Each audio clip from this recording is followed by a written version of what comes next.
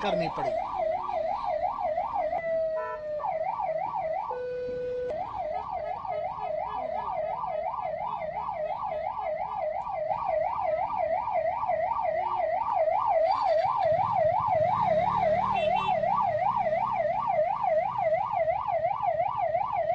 केदार धाम की यात्रा के इतिहास में इस बार नया रिकॉर्ड कायम हुआ है। इस बार 14,34,000 भक्तों ने केदारनाथ के दर्शन किए हैं। रोज करीब 15,000 श्रद्धालु आ रहे हैं। केदारनाथ यात्रा में अभी 15 दिन बचे हुए हैं। ये यात्रा 6 मई को शुरू हुई थी। इस यात्रा ने 2019 का रिकॉर्ड तोड़ा है, जब 10 लाख यात्री आए थे। अब तक की यात्रा के सभी रिकॉर्ड टूट चुके हैं। 27 अक्टूबर को केदारनाथ धाम के कपाट बंद हो रहे हैं और 19 नवंबर को बद्रीनाथ धाम के कपाट बंद होंगे। वर्तमान में 14 लाख ऊपर पार कर चुकी है और जो मौसम खराब हो रहा है उसके बाद जो चेतावनी हम लोगों को शासन द्वारा निर्गत की जाती है, उस चेतावनी को हम बार बार यात्रियों को दोहराते रहते हैं और सतर्कता बरताते हैं उनसे कि इस रूट पे हम लोगों ने अपने जो टीमें हैं वो एनडीआरएफ, एसडीआरएफ, वाईएमएफ और डीडीआरएफ की टीमें गठित कर रखी है और जगह जगह पर साइन बोर्ड के जरिए भी इन लोगों को सचेत करते हैं। केदारनाथ में अभी बहुत अपार संभावना है। लोगों की इतनी आस्था बढ़ गई है कि सारा देश जो है, चाहे वो वीआईपी है, चाहे वो गरीब से गरीब है, पैदल यात्री है, साधु संत है, वो केदार बाबा के दर्शन के लिए आना चाह रहे हैं। यात्रा के अंतिम चरण में बद्रीनाथ धाम और केदारनाथ धाम में आस्था का सैलाब उमड़ा है। ऐसे में प्रशासन की मुश्किलें बढ़ने वाली हैं। रुद्रप्रयाग से रोहित डिमरी के साथ टीम न्यूज स्टेट। उत्तराखंड में जारी चारधाम यात्रा में जहां पर्यटकों की संख्या 40 लाख को पार कर गई है और उम्मीद जताई जा रही है कि सभी कपाट बंद होते समय तक इनकी संख्या करीब 50 लाख तक पहुंच सकती है। वहीं गढ़वाल मंडल विकास निगम को होटल से हुई आमदनी का ब्यौरा साझा किया गया है और इस बार गढ़वाल मंडल विकास निगम को होटल से 60 करोड़ रुपए की आय हुई है, जिसने कमाई के पिछले सभी रिकॉर्ड तोड़ दिए हैं। की यात्रा भी बाकी है। देखिए, निश्चित रूप से लगभग 15 लाख केदारनाथ जी, 15 लाख बद्रीनाथ जी और 10 लाख यमुनोत्री गंगोत्री मिला के 40 लाख से ऊपर तीर्थयात्री अब तक श्रद्धालु यहाँ उत्तराखंड में आए हैं।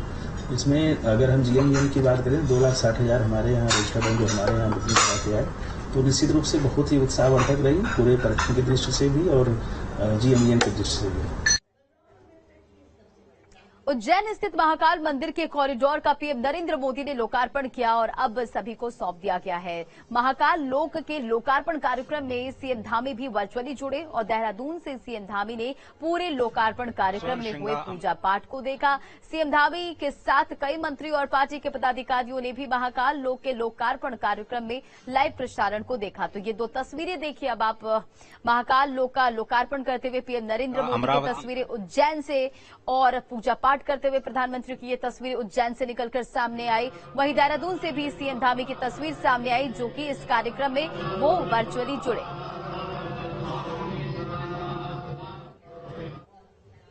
प्रधानमंत्री नरेंद्र मोदी ने उज्जैन में महाकाल लोक कॉरिडोर का उद्घाटन किया और इस दौरान पीएम नरेंद्र मोदी ने अयोध्या, काशी और उत्तराखंड के मंदिरों का जिक्र किया। ये रिपोर्ट देखिए।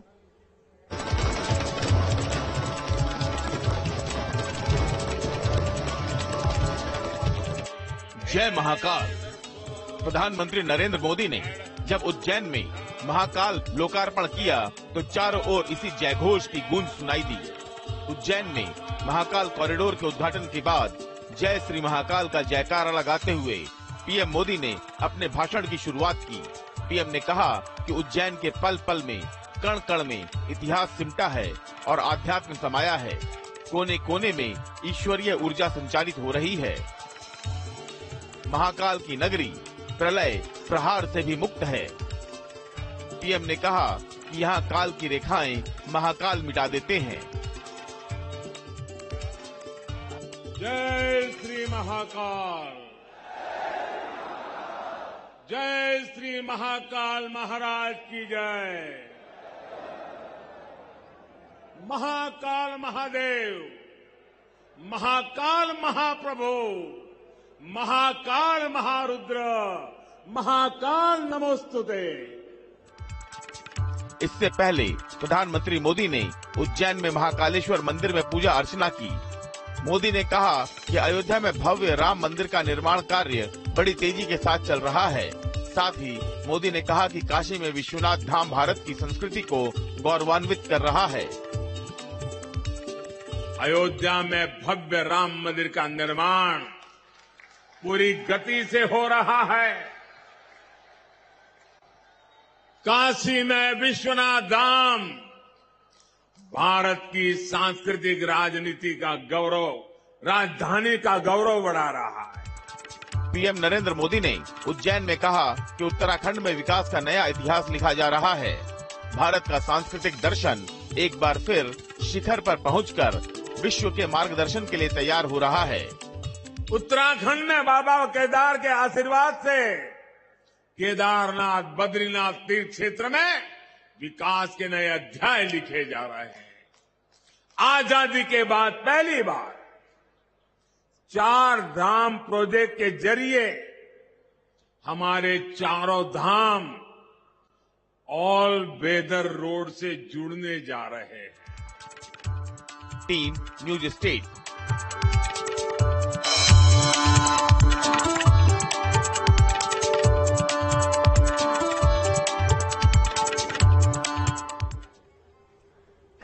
खबरों में बढ़ते आगे और बात देहरादून की महिला आरक्षण को लेकर एसएलपी सुप्रीम कोर्ट में दायर की गई है। एसएलपी हाई कोर्ट के रोक के बाद सुप्रीम कोर्ट में एसएलपी दायर की गई है। राज्य सरकार ने दायर की है एसएलपी और इस बिल को लेकर हमारा मत स्पष्ट है। ये सीएम धामी का बयान सामने आया है। महिलाओं के आरक्षण के पक्षधर हैं, ये सीएम धामी ने कहा है और इसके लिए हर संभव प्रयास करेंगे। सीएम धामी का ये बयान सामने आया है और महिला आरक्षण विधेयक पर हाईकोर्ट की रोक लगाने के बाद अब राज्य सरकार ने हाईकोर्ट के फैसले को चुनौती देते हुए सुप्रीम कोर्ट में एसएलपी दायर कर दी है, जिसको लेकर मुख्यमंत्री पुष्कर सिंह धामी ने कहा कि इस बिल को लेकर सरकार की मंशा साफ है और महिलाओं से जुड़े हुए आरक्षण को सुरक्षित रखने के लिए सरकार हर संभव कोशिश करेगी।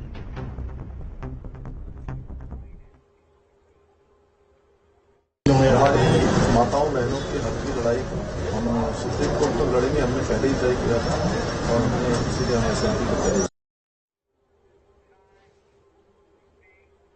और ऋषिकेश में राफ्टिंग के दौरान बड़ा हादसा हो गया। गंगा में राफ्टिंग के दौरान एक बड़ा हादसा सामने आया, जहां राफ्ट पलटने से एक पर्यटक की मौत हो गई है। तो बड़ी खबर ऋषिकेश से सामने आ रही है, जहां राफ्टिंग के दौरान ये बड़ा हादसा हुआ है। गंगा में राफ्ट पलटने के दौरान एक पर्यटक की मौत हो गई है। पश्चिम बंगाल से पर्यटकों का दल ऋषिकेश पहुंचा था और साहसिक खेल विभाग की बड़ी लापरवाही सामने आई है। मौसम विभाग के अलर्ट के बावजूद भी कराई जा रही थी राफ्टिंग और साहसिक खेल अधिकारी बोले इस पूरे हादसे को लेकर यह हादसे की उच्च स्तरीय जांच होगी। तो गंगा में राफ्ट पलटने से एक पर्यटक की जान चली गई है। पश्चिम बंगाल से पर्यटकों का एक दल ऋषिकेश पहुंचा था।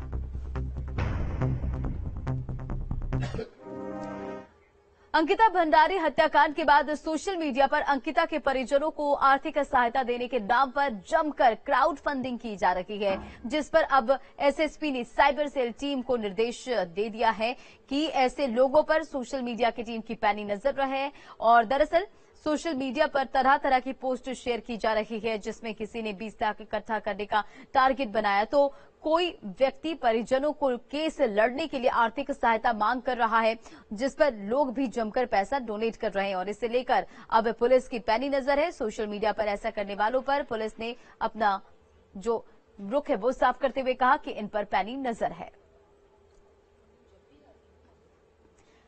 तो 20 लाख रुपए इकट्ठा करने का लक्ष्य, तो अंकिता के नाम पर क्राउड फंडिंग का सिलसिला जारी है। देखिए, मेरे संज्ञान में आया है कि कुछ लोग जो है अंकिता के नाम पर जो है पैसे मांग रहे हैं, उसकी सहायता करने के नाम पर पैसे मांग रहे हैं, जबकि उनके फादर ने स्पष्ट मना किया है कि मैंने ना किसी को कहा है और ना मैंने किसी को अपना अकाउंट नंबर दिया है। तो इससे सीधा सीधा अर्थ निकलता है कि ये जो है इस दुर्भाग्यपूर्ण घटना को अपने पक्ष में और अपने पैसों के लिए इसको जो है दुरुपयोग करना चाह रहे हैं। उत्तराखंड में महिलाओं के लापता होने के आंकड़े भी तेजी से बढ़ रहे हैं और ऐसा ही एक मामला श्रीनगर से सामने आया है। यहां एक परिवार 3 साल से अपनी विवाहिता बेटी की तलाश कर रही है।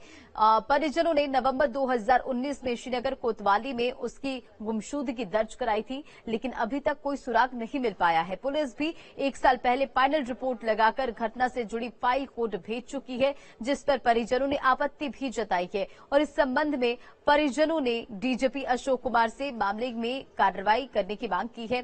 परिजनों ने बेटी की हत्या की आशंका जताई है और परिजनों का कहना है कि वो मंत्रियों से लेकर अधिकारियों तक गुहार लगा चुके हैं, लेकिन कोई सुनवाई नहीं हुई है।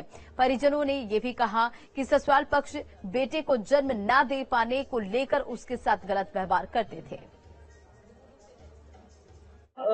26 नवंबर 2019 का है और पुलिस ने इसमें गुमशुदगी की रिपोर्ट दर्ज की थी और पुलिस का कहना है कि हमने पूरी छानबीन की, लेकिन हमने उनको बार बार जाके बोला कि हो सकता है ये हमने मर्डर की आशंका भी व्यक्त की थी और दूसरा हो सकता है अगर सुसाइड हो तो, लेकिन सुसाइड की आज तक मतलब बॉडी बरामद नहीं हुई।